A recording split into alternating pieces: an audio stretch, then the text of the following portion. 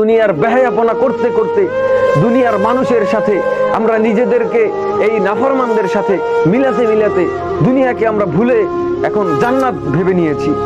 দাজ্জালের জান্নাত এটা কি? ওই যে দাজ্জালকে বলা হয়েছিল রাসূলুল্লাহ সাল্লাল্লাহু আলাইহি ওয়াসাল্লাম যে দাজ্জাল এক হাতে জান্নাত নিয়ে আসবে। এই দুনিয়ার জান্নাত কেটাই দুনিয়ার মোহে পড়ে আমরা নিজেদেরকে ভুলে গেছি। আপনাকে একটা ঘটনা বলছি। নাইজেরিয়ান এক লোক বলেছে যে তিনি যখন শিশু ছিলেন তখন তার মা তাকে রাতের শেষ অংশে জাগিয়ে তুলতেন ফজরের নামাজ পড়ার জন্য। তখন তিনি তার মাকে বলেছিলেন যে আমাকে আরেকটু বিশ্রাম নিতে দাও, আমাকে আরেকটু শান্তিতে ঘুমাতে দাও। তার মা তাকে বলল, বাবা আমি তো তোমার শান্তির জন্য, আমি তো তোমার প্রকৃত সুখের জন্য, আমি তো তোমার প্রকৃত ভালোর জন্য তোমাকে এই জাগিয়ে তুলছি, তোমাকে জাগিয়ে দিচ্ছি নামাজের জন্য। তুমি যখন জান্নাতে প্রবেশ করবে, তুমি যখন জান্নাতে ঢুকে যাবে, তখন তুমি প্রকৃত সুখ, প্রকৃত শান্তি কাকে বলে সেটা বুঝতে পারবে।